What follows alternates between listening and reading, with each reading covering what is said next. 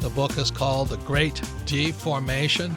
And that gentleman, of course, is David A. Stockman. He's a best-selling author.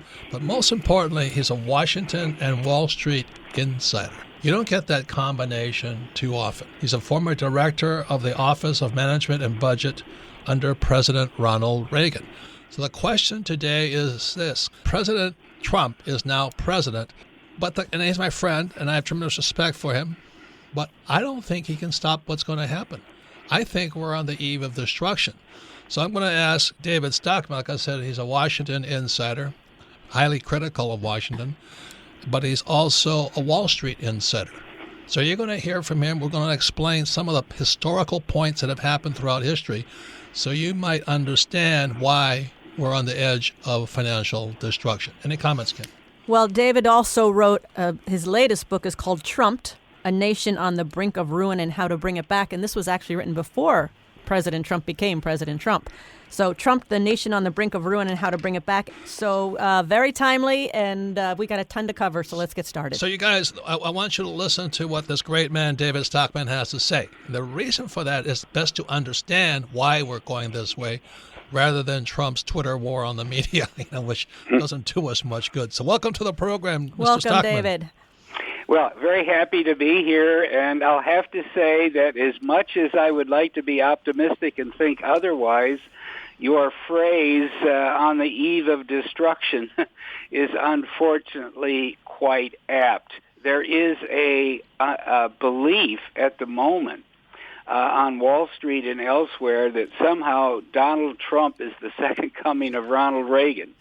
And that he's going to, induce some fantastic explosion of economic growth and prosperity. And as much as he might talk about that, unfortunately, he inherited such a mess. He is walking into such a giant debt trap that he will be unable to accomplish anything of that sort. Well, let me ask this question, because I think a lot of us kind of know that, but we don't understand how he walked into it.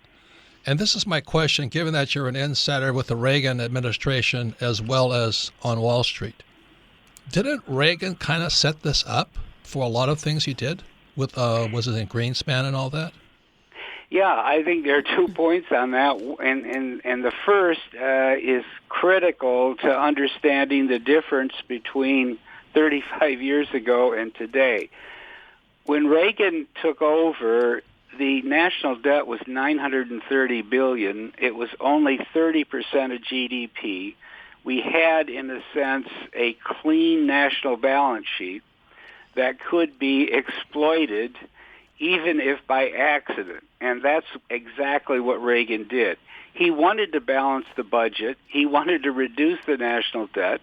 But we had this giant tax cut in 1981 that got away from the political process in the White House. It ended up double the size intended. Then we launched on a defense buildup that the military-industrial complex, the generals, the Pentagon, and the whole deep end of the swamp on the other side of the Potomac just took off to the races, and it was far bigger than intended. And so by the time, and then we didn't cut very much at all of domestic spending, because when push came to shove, the Republicans who like to talk about shrinking government were unwilling to vote for it. So we ended up, and this is the critical thing, with $1.8 trillion of new deficits during Reagan's 8 years. And if you think about that, it's startling, because that means that he created double the national debt in 8 years that his 39 predecessors had generated over 190 years. So and the key point, therefore, is we were off to the races. That's what I mean. With deficit spending and with Republicans who used to be the stalwarts for fiscal rectitude and balanced budgets, throwing in the towel and rationalizing that we'll keep borrowing. That leads to the second thing. Wait a minute, let me ask you a question. Yeah. Let me ask you a question. Okay, so sure. Greenspan was part of that mess, wasn't he? Yeah, that's where I was going. Yeah, but this is my next question. So every time, because I get nauseous every time I hear this, I get so nauseous when people say, oh, this is the Reagan era come back. I'm going, hey, you should read Stockman's book. Yeah. You know, that's a bunch of BS you guys are pumping up there about the next Reagan miracle or whatever they call it. I mean, Right. My question to you is a personal question. What do you think when people say, oh, it's so wonderful that we have Reagan did all this, when you know what really happened? That's why you're so important. You saw what really happened. Yeah, and it's unfortunate that there's been such a vast revisionist distortion or mythology.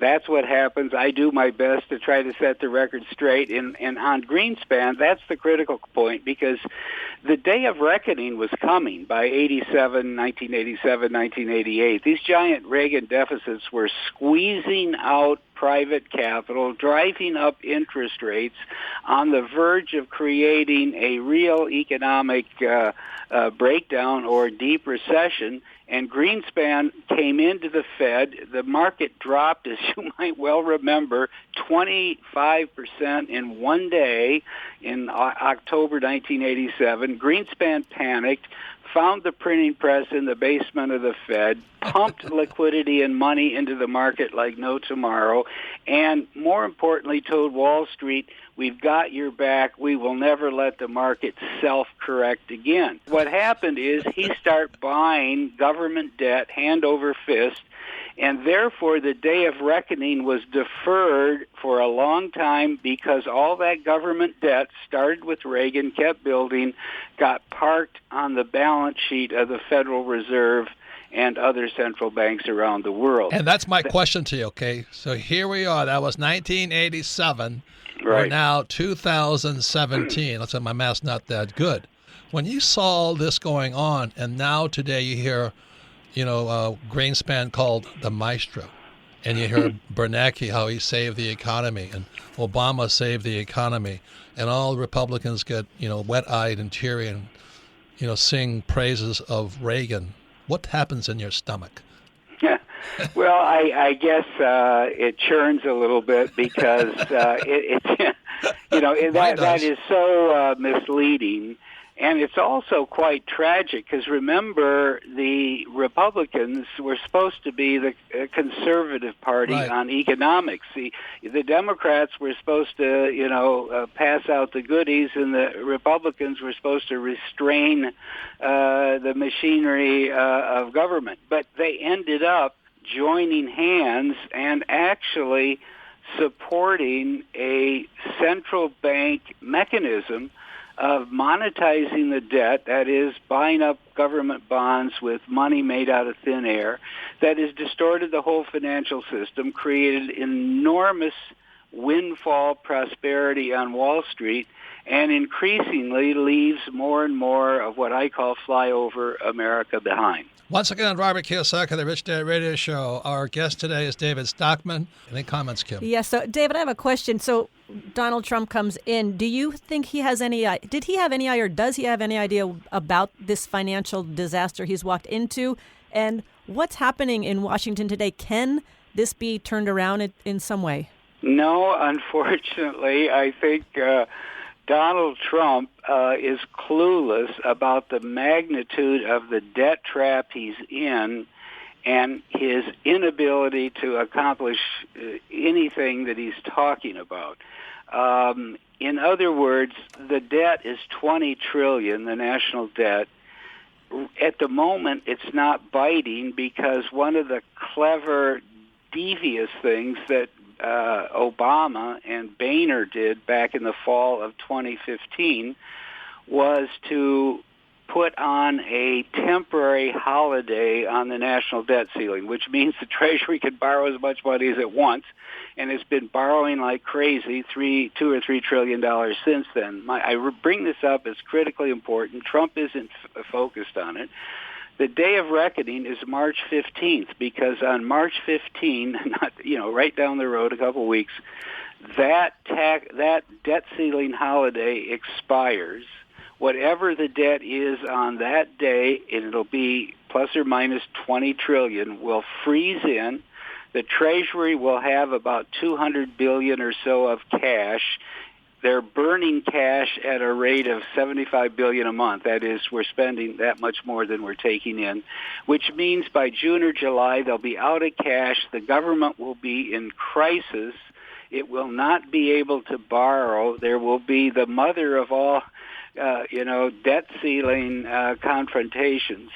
And none of that is even on the radar screen at the moment. I'm not even sure Trump understands what's coming at him, but it will preclude this big tax cut he wants to do. It will preclude the big buildup in defense he's talking about that we don't really need. It will stand in the way of this trillion-dollar infrastructure boondoggle that he's talking about. Everything that Wall Street thinks is going to jumpstart and goose the economy isn't going to happen, and instead we're going to have a fiscal bloodbath of untold proportions. So this debt on March 15th is debt ceiling. So Democrats and Republicans have to come together to agree on something, and if they if they don't, this is what I'm saying: the debt ceiling is automatic. And they can get away for a couple of months because, as I said, there's $200 billion of cash on the Treasury's balance sheet account, and they'll spend down that cash. But when they finally use it all up, and as I say, they're burning it very rapidly every month, then that's when push will come to shove because they can't borrow another dime due to the debt ceiling. They have no cash they're spending more than the cash coming in, and they've used up the surplus. Then they will need a majority of both houses to raise the debt ceiling by trillions of dollars to accommodate what's already built in by way of spending and taxes. So is it possible the government shuts down? Absolutely. I think it's a near certainty that government is going to shut down because, remember, Donald Trump, among other things, is a pretty tough hombre who thinks he's the greatest negotiator in the world.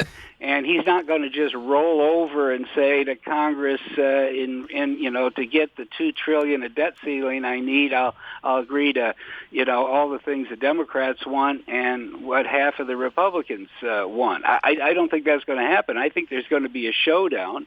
As we all know, Donald Trump is a pretty reckless, unpredictable guy. And in that showdown, we could go for days or weeks or even months where the government doesn't have enough cash to pay its bills and will have to allocate, which is to say pay the debt service, pay, let's say, Social Security, but stuff in the drawer a lot of other bills like to defense contractors or grants to state and local government or even federal paychecks that it doesn't have the cash to cover. Now It'll bankrupt the whole country. Yep. It'll put the country in crisis. It'll scare the bejesus out of Wall Street, and it won't even take reaching that point. It's just the prospect becoming more and more obvious that will trigger that. But when that happens, at least, and this is an unfortunate way to get to truth, at least the American public will finally see how enormous this fiscal disaster is that Trump has inherited. Once again, it's Robert Kiyosaki, the Rich Dad Radio Show. We're talking to David Stockman. His book is The Great Deformation. I think it's about 9 million pages or something. It took me a while to get through it. But if you really want to understand how we got into this mess, it is the best history book on this crisis I have ever come to. Today's program is, I think that many people suspect we're in trouble, but they don't understand why. And the reason, so that's why our guest today is David Stockman. We've already talked about how I get nauseous every time I hear about Reagan being the man who saved the economy and what else he did. The next thing I asked David to talk about, which is covered in The Great Deformation at length, I've never seen it so well covered, is what it meant on August 15th, 1971, when President Nixon took the U.S. dollar off the gold standard, basically violating the Bretton Woods Agreement. What does it mean? What did it mean, and why did he do it? Well, that was a crucial pivot point in financial and economic history. It was a giant mistake made by Nixon, despite having a lot of so-called conservative advisors, when he basically severed the link between the U.S. dollar and the gold reserves that stood behind it at $35 per ounce. The whole world system was based on that commitment that had been set up in 1944 at a conference at Bretton Woods. And it meant that all other currencies were linked to the dollar, and if the U.S. printed too much money, in other words, the Federal Reserve got too aggressive and tried to, stimulate the economy beyond its capacity to produce real goods and services, what would tend to happen is there would be a huge outflow of excess U.S. dollars. They would accumulate in central banks abroad. Then it was the Bundesbank or the Bank of France or the Bank of England or Bank of Japan. And here's the crucial point, if those central banks felt their economies were being hurt by too much money printing in the United States, or that they were building up excess accumulations of dollars, they could come back to the gold window at the Fed and say, we want gold and here's your excess dollars. Now that was crucial. It was the fundamental disciplining mechanism of the whole world financial system, and it kept all the central banks in tow and their printing presses operating at a sustainable low level. Essentially, Nixon defaulted. He said, we are not going to honor our commitment to convert dollars into gold. It was a default, pure and simple. And why did he do that? Because it would have, in the short run, caused a recession in the United States. This was roughly 14 months ahead of his reelection. He cared about nothing except being reelected, being vindicated, and winning a massive landslide victory in 1972. So he decided, basically, against the wisdom of the ages, that we're going to default and we're going to unleash the Federal Reserve and other central banks from the discipline of gold. In other words, once that decision was made, the Federal Reserve could print as much money as it wanted to, and if it flowed abroad and built up excess reserves, the foreign central banks had no alternative, so they would run their printing presses in order to take dollars off the market and prevent their currencies from getting too strong. And one thing led to another, and it generated over the next 35 years a system by which all the central banks of the world were in a race to see who could print more money. And it has created this huge bubble and inflation in the global financial system. And this is the biggest bubble in world history, 2017, right? Of course. But here's the thing. For a while, it convinced governments that there was such a thing as a free lunch. When central banks buy a lot of government debt, it's the law of supply and demand at work. In other words, it makes the interest rate lower and the price of the bonds higher because there is a huge artificial bid coming from central banks. They're not investing money they have earned or savings from anywhere. They're just hitting a button on the printing press and creating it out of thin air. Now, why is this important? Isn't this part of the reason we have such a huge gap between the so-called 0.5% and everybody else? Yeah, because at the end of the day, all of this money printing has taken debt created by governments out of the financial markets, freed up capital to bid the price of stock and other real estate and other assets higher. And as a result of that, we've had a massive rise in the value of the global equity markets, but 80% of the stock is owned by 5% of the households in America, and it's pretty much that way around the world. We're speaking to David Stockman. He is the best-selling author, is a Washington Insider, former director of Office of Management and Budget under Reagan. His book is The Great Deformation. His other book is Trump, A Nation on the Brink of Ruin. We're explaining how we got here and why Trump is screwed and tattooed. I mean, I don't think he can fix it. But the question is, what does it mean to you and me? On page 686 of your book, you said deficit, finance, tax cuts, happily pilfered future, GDP from unborn workers and taxpayers.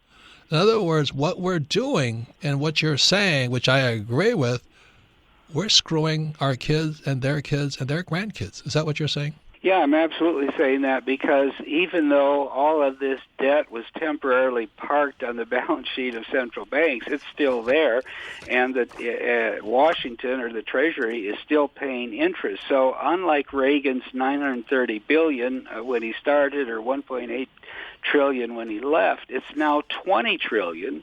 We've got interest to pay on all of that, but worse, they've gotten so used of chronic deficit spending in large magnitude that there's now $10 trillion more built in, that is more deficits and therefore debt, over the next decade. So as a practical matter, before Trump does $1 of everything he has in mind of stimulus, stronger borders, defense, infrastructure, tax cuts, before he does $1 of any of that, he's got $10 trillion more of debt to deal with, or $30 trillion in total. 20 we have, 10 coming, and that's 140% of GDP by the middle of the next decade. That's the trap he's in. It's actually a two-edged sword, David, because you're saying the printing of money that went back to 1971 has led to this huge gap between rich and poor, which actually served Trump in getting elected. But now he's got to deal with it. Yes, so that's true. And there's another angle on it I just want to mention briefly, because I think it'll help illuminate this whole thing. On the eve of Camp David in 1971, the U.S. had never had a trade deficit since 1894. Jeez. In other words, we were a huge continuous exporter. And as a result of that, a good part of the U.S. economy was based on being a competitive exporter to the rest of the world. Now, since 1975, it took a couple years of adjustment, we've had a deficit of trade every year, and they've gotten bigger and bigger, and the total has been $8.5 trillion since the mid-1970s. And in the process of running those giant trade deficits, we have offshored a good part of our industrial economy, and the good jobs that used to be there and have now disappeared, and which was the real driving force that mobilized the public throughout, the Rust Belt and the burned-out zones of America to the Trump campaign during 2016. In other words, he was the political beneficiary of the hollowing out of the industrial economy that stemmed from Nixon's huge mistake. But now that he's in the White House, his hands are tied in terms of his ability to do much about it. We're talking about why Trump is screwed. But more important, we're going to talk about what you can do about it. But the purpose of this Rich Dad Radio program is for you to understand how we got here. And what we're talking about today is why we're on the eve of destruction. But I think we all know that the reason this program is important to you is you can understand some of the historical events that led up to this crisis.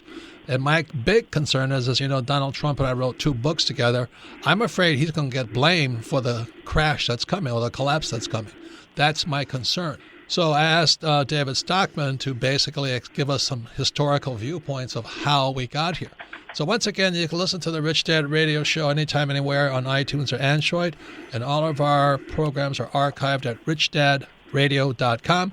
We archive them so you can listen to this program again, because repetition is how we learn. But more importantly, you can share this with your friends, family, and loved ones and business associates and discuss it, because that's how we learn. Comments, Kim? Well, and really do listen to this, because this I've never heard it explained so well of what the results were of taking us off the gold standard in 1971. Because today, according to David Stockman, he's saying that this is what's led to the huge gap between rich and poor. This is what caused the huge loss of jobs to overseas. We never had a trade deficit. It's the money. It's just amazing what all of this happened. And I just want to say, David is the author of The Great Deformation, The Corruption of Capitalism in America, and is author of the book Trumped, A Nation on the Brink of Ruin and How to Bring It Back, which he wrote right before Donald Trump was elected. And his website is davidstockmanscontracorner.com. It's a subscription website, and if you go and subscribe, you actually get a free copy of the book Trumped. And we're subscribing to it. So, yes, we are. Anyway, we're talking to David about history to understand the present, and there's two quick definitions I hear bantered around in the news all the time, David. One is crony capitalism, and the other was Keynesian economics. Now, as a person who's been in the White House as well as on Wall Street, what does crony capitalism and Keynesian economics mean to you? Well, in short, crony capitalism is socialism for the rich and capitalism for the poor.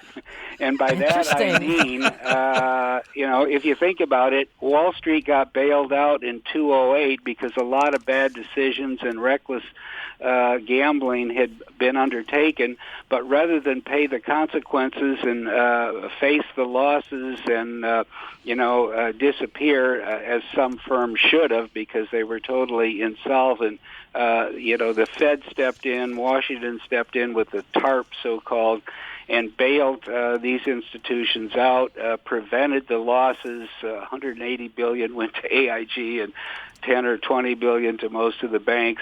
That's crony capitalism, because you can't have capitalist prosperity if you prevent the market from clearing and bad decisions from being punished and too much debt and too much speculation from being corrected. And we're way off the deep end on that, and that's one of the reasons why Wall Street is such a casino now, a den of gamblers. It's not really a honest financial market any longer, and that is there's a belief that when push comes to shove, either Washington or the Fed will step in and bail them out again, and it creates something they call moral hazard, but we could just say it's bad behavior.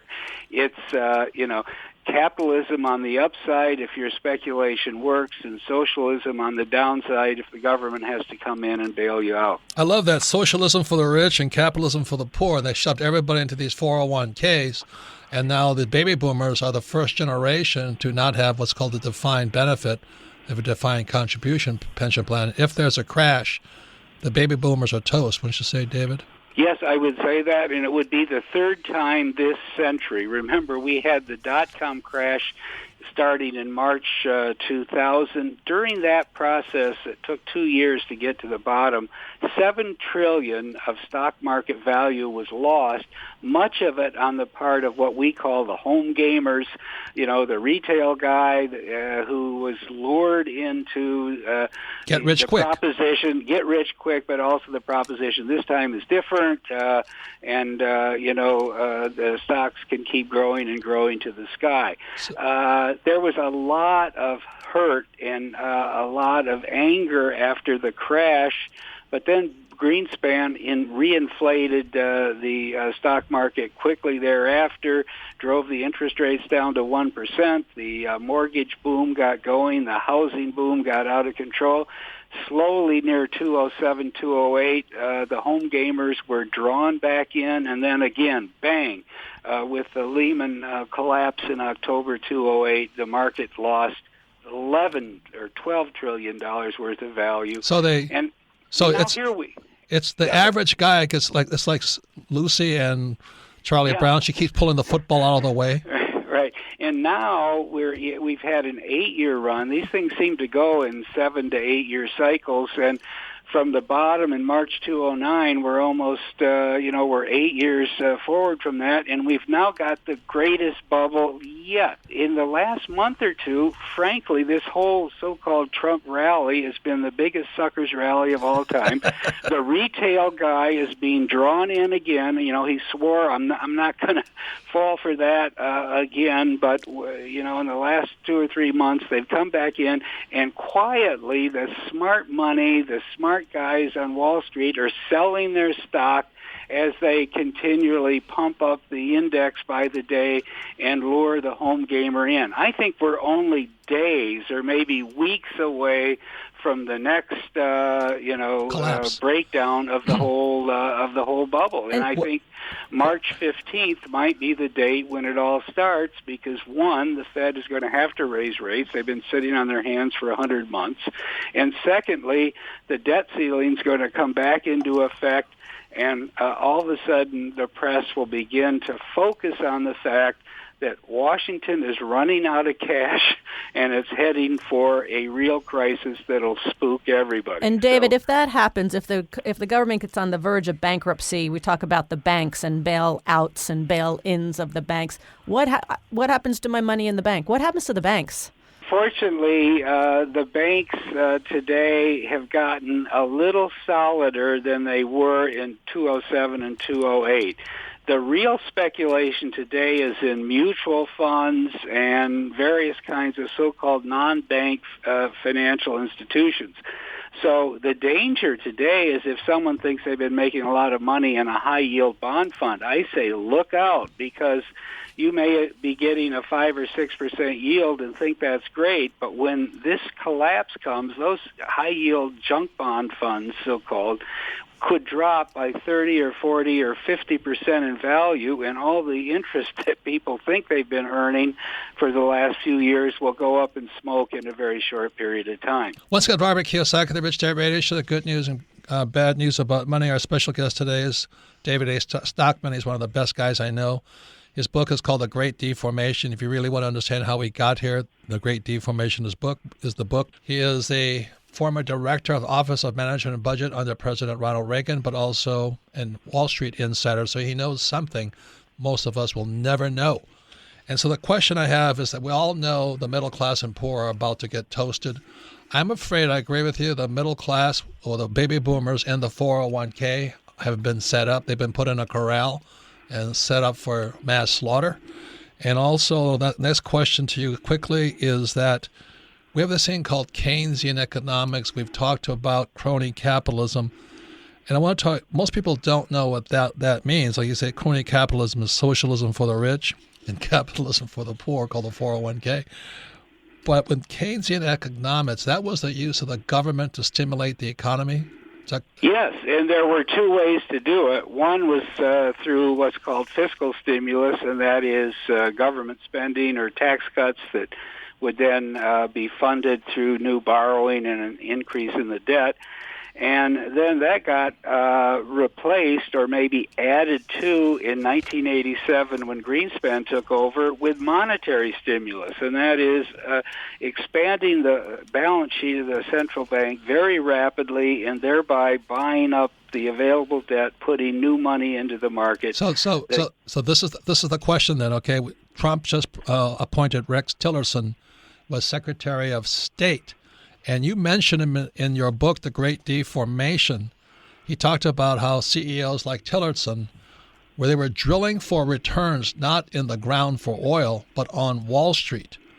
Tillerson was paid $150 million for his reward. How did they use crony capitalism, Keynesian economics, and all these CEOs to become extremely rich, above and beyond mom and pop with a 401k and a savings plan? How did that work? Very simple. This massive intervention or stimulus by the central banks drove interest rates, as everyone knows, to rock bottom. That really didn't do the homeowner much good because they couldn't afford the mortgage they already had. But it caused massive borrowing on Wall Street by corporations who could then take the proceeds and buy in their own stock, and by shrinking the amount of stock outstanding, drive up the price, and since all these executives have big stock options, the whole game was to use your cash flow or your balance sheet to borrow, take the proceeds, buy in the stock, shrink the float, drive the price higher, collect your option, stock option rewards, and rinse and repeat. And now the overwhelming share of borrowing by corporations in America is for the purpose of financial engineering. That is, buying in their own stock or paying dividends they didn't earn, or funding huge M&A deals that don't really accomplish anything except make everything bigger. So let me explain for the layperson. This guy Tillerson has all of this money. He borrows it based upon Exxon's borrowing power. He buys Exxon stock, gooses it up, and then he exits via stock options, but he doesn't pay as much tax because he's now taxed at a capital gains rate. Right. Is that what you're saying? I mean, that's part of the whole. Sure, that I should have mentioned that. So therefore, the return that the big top executives in America, I call it the C-suite of, the Fortune 500 or S&P 500. The big money they've been making is in capital gains from stock options that have risen enormously in value due to this financial engineering game, not from their annual salaries that are taxed allegedly at 39.5%. And what you're also saying is that they failed to grow the business, which leaves Exxon or whatever, and we're not picking on Tillerson, who's now Secretary of State, it leaves the company and shareholders in a weaker position. Is that what you're saying? Absolutely, and I'll give one number on this.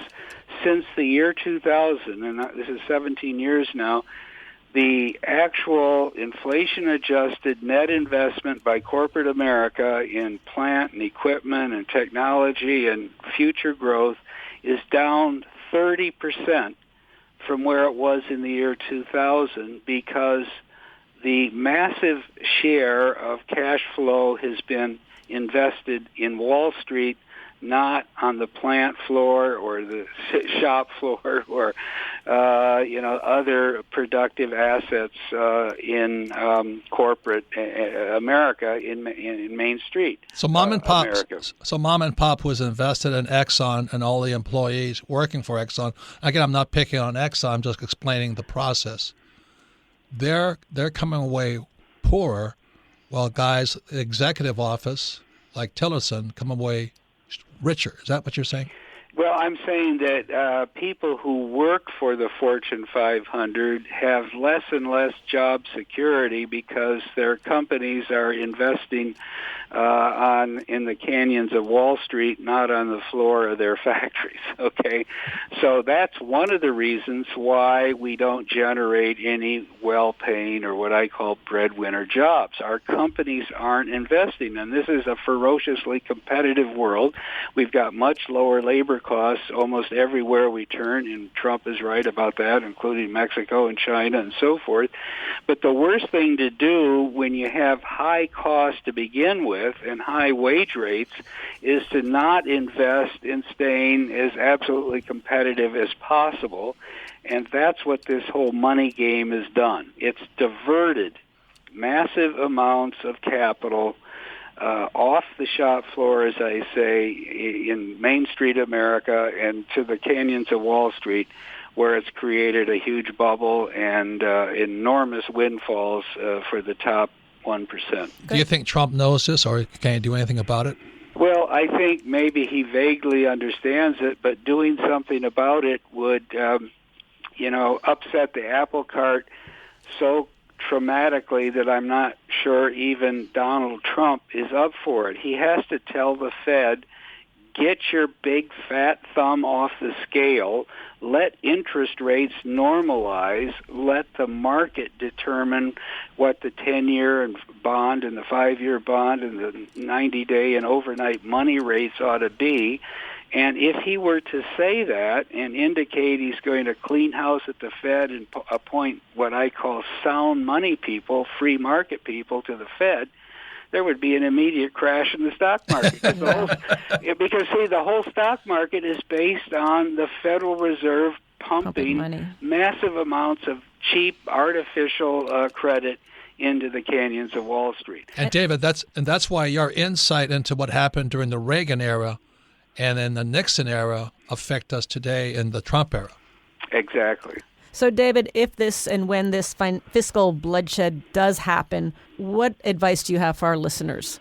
The short-term advice is do not be lured into the casino at the 11th hour because this bubble is on its last legs.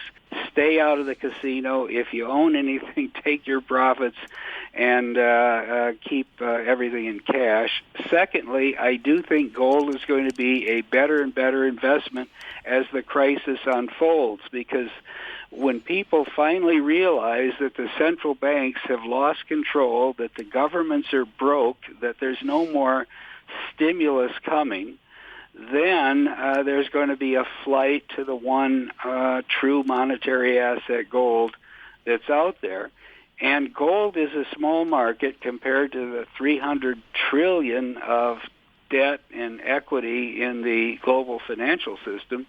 So it will only take a small diversion on the margin into the gold market to create an enormous run-up in the price. And then third, keep your powder dry, because when the great correction comes and the stock market drops by 25 or 40 or even 50%, the opportunity to buy good values at a reasonable as opposed to totally inflated price will be perhaps better than we've had for a long time. So, David, we're out of time, but I really, really want to thank you for your contribution. Been spectacular.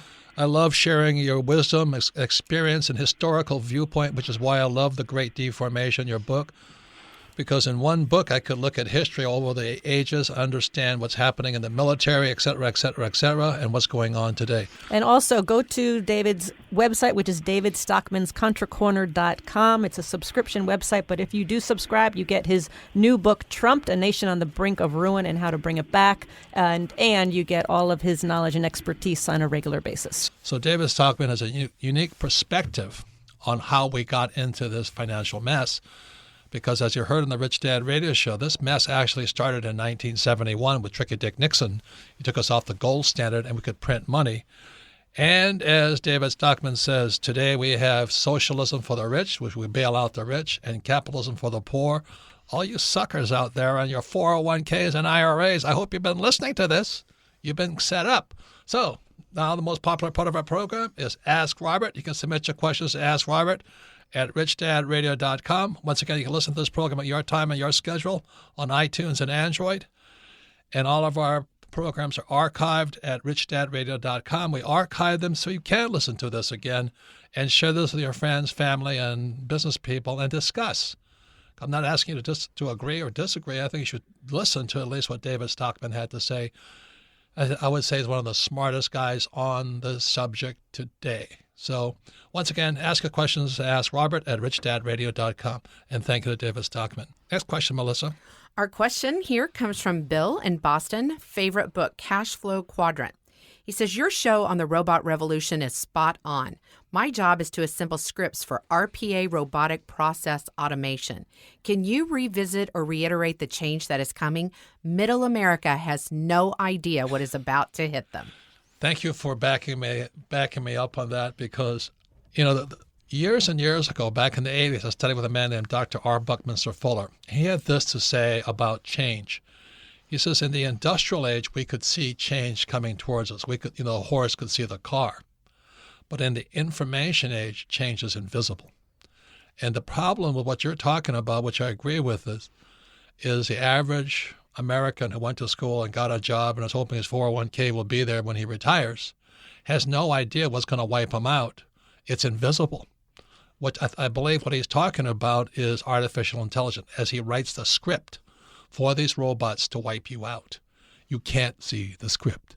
And so that's why I don't know how many times I can say this to people. Just because you can't see it doesn't mean it's not about to run you over. So that's why I thank you for listening to the Rich Dad Radio Show, and I'll reiterate that. Trump cannot save you from robots. Comments, Kim? Well, I think, Bill, it's interesting because he works in the industry, and it sounds like he works in it on a daily basis, and he sees what's coming. So we're talking with David Stockman about, Nixon taking us off the gold standard and all these factors that have come into play. It's like this perfect storm. Now, there's this other huge shift happening with robotics.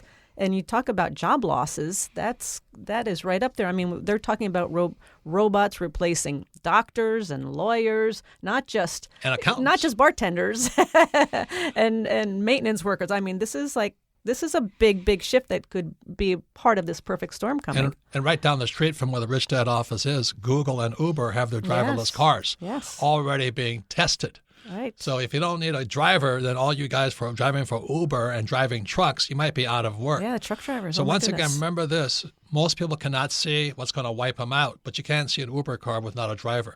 Next question, Melissa. Our next question comes from Ford in Dallas, Texas. Favorite book, Rich Dad, Poor Dad. Richard Duncan has stated that eliminating the trade deficit would be detrimental to the global economy. Was the trade surplus during Bill Clinton's presidency a major precursor and contributor to the recent financial crisis? Bill Clinton was one of the worst presidents we ever had, and people love him a lot. But he was the guy that took us off the Glass-Steagall. I think you heard Stockman talking about you're in a casino right now. When Bill Clinton took us off the Glass-Steagall, which was about 1933 when it came up here, it separated commercial regular banking from investment banking. So when Glass-Steagall came in, it allowed banks to be casinos. And that's what you hear Stockman saying. President Clinton also claims to have, saved Social Security, but what happened was people didn't have any place else to move their funds because Social Security didn't need any money. So that money went into Fannie Mae and Freddie Mac, the two big government agencies that made loans, and that led to the housing bubble in 2007. That's why we had the subprime mortgages and all this.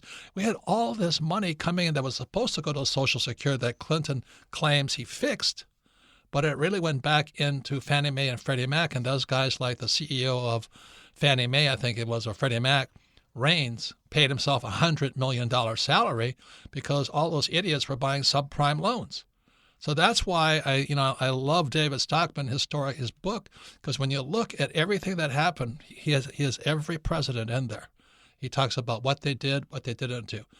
The reason we're at war in Desert Storm is because those guys under Reagan started building tanks and conventional weapons. They had to use them somewhere, so they use them in the desert. So once you understand history, that's why David's book, The Great Deformation, is worth the read, although it's a very large book.